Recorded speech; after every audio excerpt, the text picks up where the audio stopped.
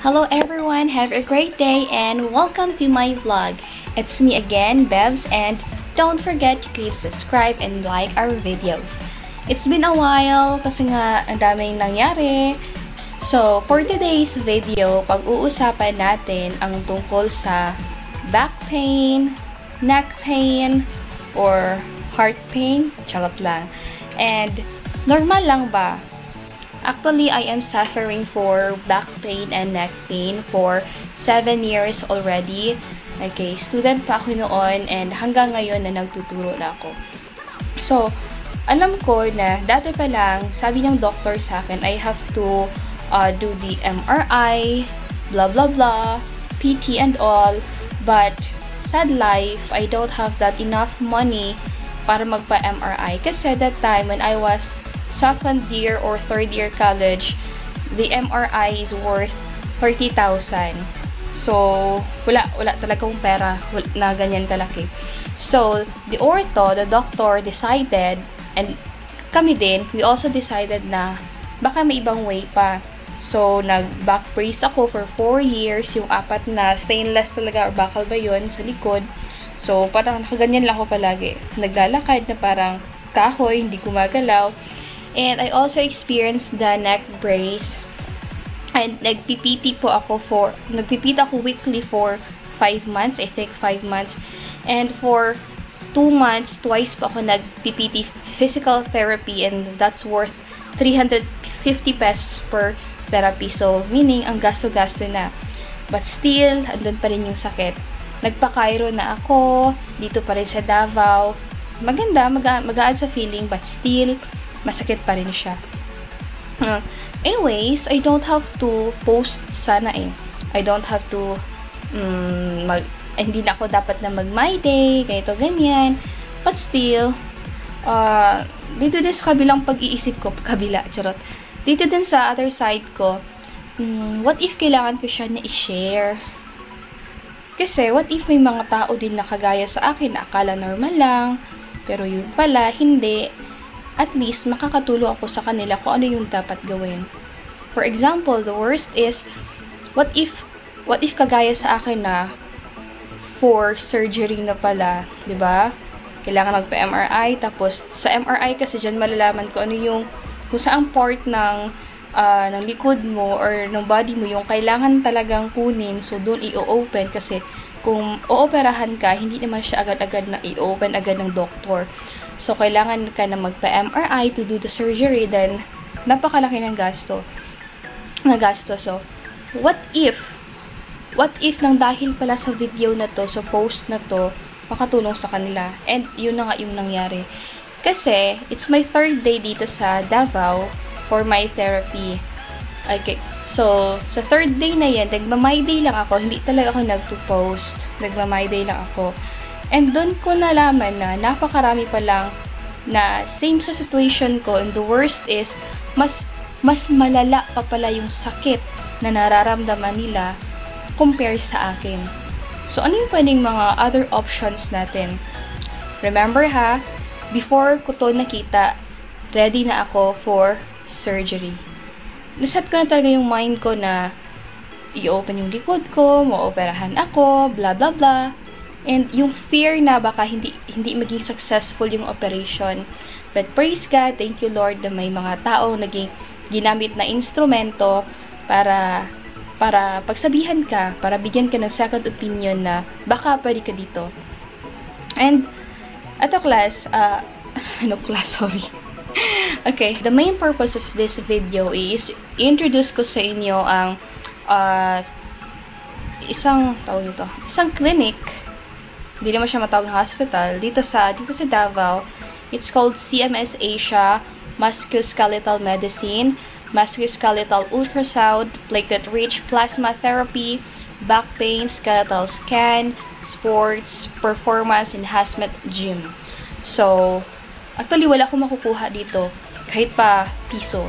Wala talaga. Ini-endorse ko siya, or ginawa ko tong video na to.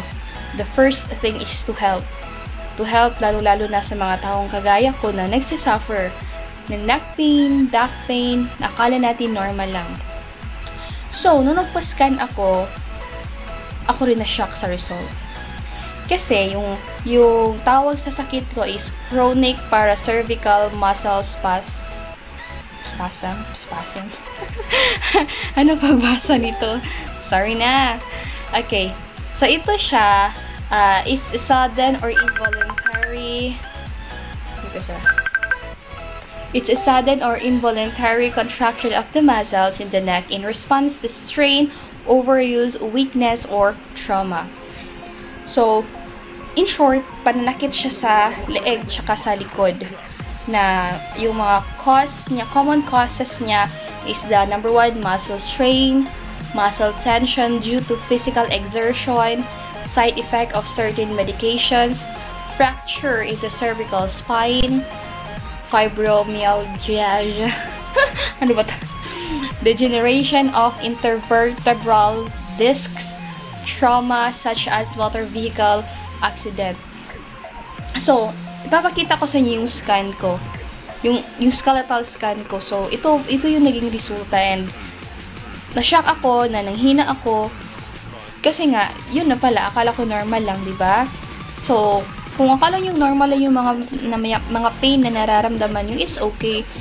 Pero, it's better kung may pera lang man tayo, it's just worth 2,600 for the scan. Unlike kung magpapa-MRI ka or what. So, better to try the skeletal scan. Kasi, yun nga, prevention is better than cure. Dito ko nalaman na hindi na pala pantay yung legs ko. So, napakataas yung gap. It's about 1.3 cm. Papakita ko sa inyo. So, ayan na siya. Then, tingnan niyo yung spine ko. I-compare natin yung normal na kita yung sakit talaga, promise. I-compare natin yung normal na bone, isang normal din na tao na walang sakit, pati yung legs, sa result ko. So, as you can see, yung linya ng spine ko ay curved na siya. And the worst thing is, yung bone sa leeg ko, nakalabas na siya sa center. Hindi siya na nakadito lang or dito lang. Nakalabas na talaga siya. That's why dito yung pinakamasakit sa akin.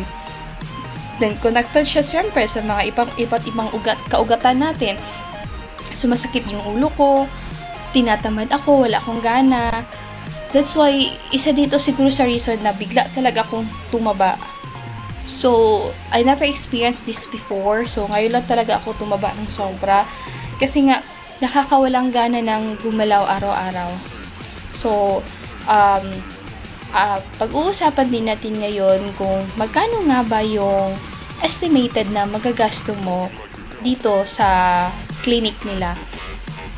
Ako, yung sa first day ko, kung check lang naman, kasi normal check lang, gagasto ka lang ng skeletal scan for 2,600 and professional fee. Hindi ko kasi ma-remember, basta 1,000 or 2,000 yung professional fee ni doc. Then, after that one, kung iti-take mo yung medicine nila, so, hindi naman siya kamahalan, carry lang, lalong-lalo na kung para talaga sa'yo. No? Kung ikakagaling mo lang man, kunin mo na kasi yun nga, makikita lang natin yung pera. And alam nyo na yung pera ko ngayon, grabe, yung ATM ko sa trabaho, na isangla ko na, lahat ng gamit na pwedeng mabenta sa bahay, binenta na namin. Lahat ng mga baboy ni mama at papa, na ibenta na rin namin, na dapat ibebenta pa siya after 2 months. And utang. So, most probably, first day ko pa lang, gumastos na ako ng 7,000 or mga 10,000.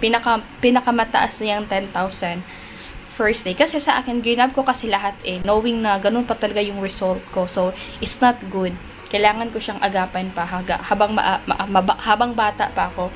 So, the next step is kung mag-advise si doc na for therapy ka, lalong-lalo na kung akala mo for surgery ka or for operation ka, kung kaya lang man ni doc at ng mga therapist na maagapan through therapy, try muna natin. Kung may way man lang na hindi ma-open yung likod natin, try muna natin yung therapy.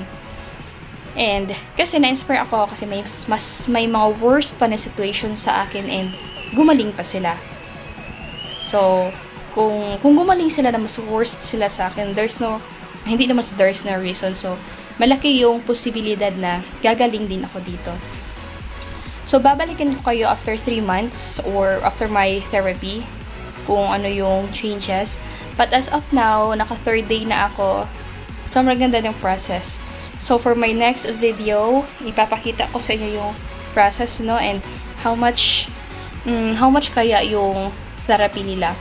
Pero, estimated amount is 30,000.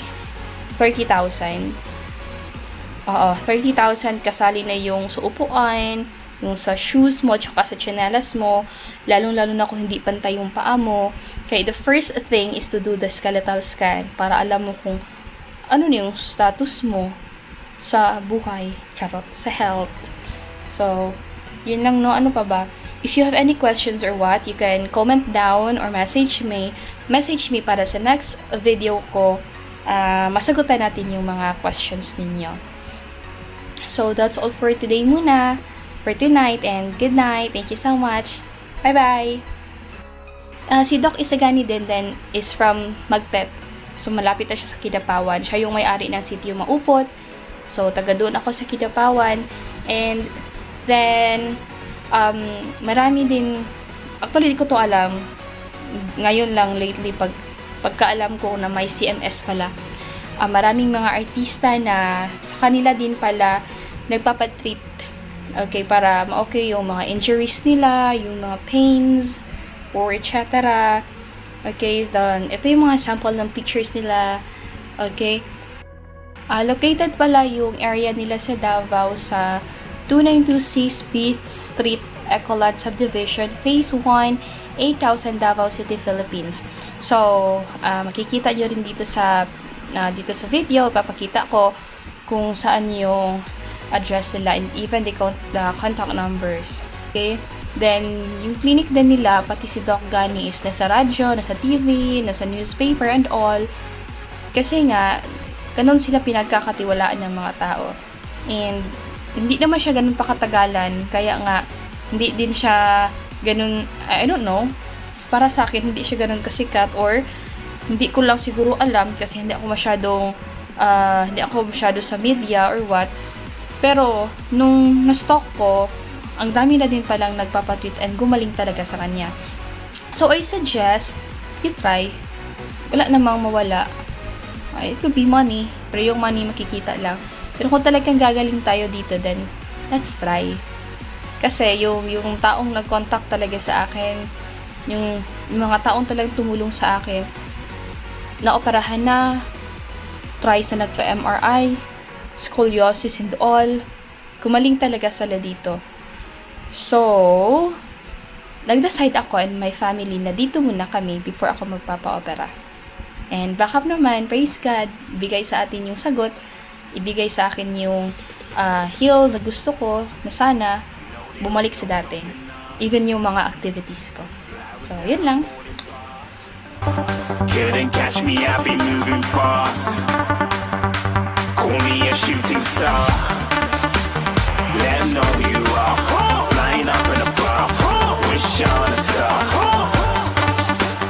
Time to show 'em who's in charge.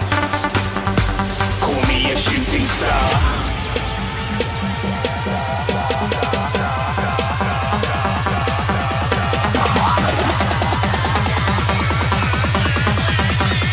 Shooting stars. Didn't even get to bronze.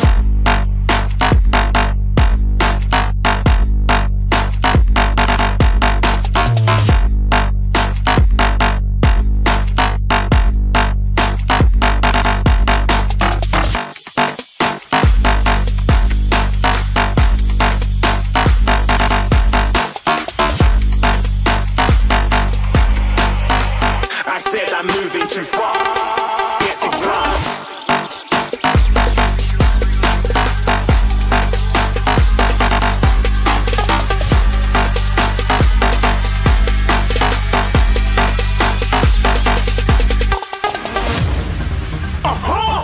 Looking at a shooting star. Got more than a couple of people going mad, I swear they're rooting hard. Tell them I'd be big in the game like she went and got them breast implants. I said I'm moving too fast, didn't even get a glance. I'm ready to eat up track like I'm seated in a restaurant. If you had swag like mine, you know it's best to flaunt. We aren't hating because you aren't shining like it's neon, rock like kings of Leon. Shooting stars across the galaxy, I stand out, so don't be mad at me. Infiltrate, I'm with my strategy. When I turn up, then amateurs have to leave. Shooting stars across the galaxy, I stand out, so don't be mad at me. Infiltrate, I'm with my strategy. When I turn up, then amateurs have to leave. Yeah, shooting. Yeah, shooting. Yeah, shooting. Yeah,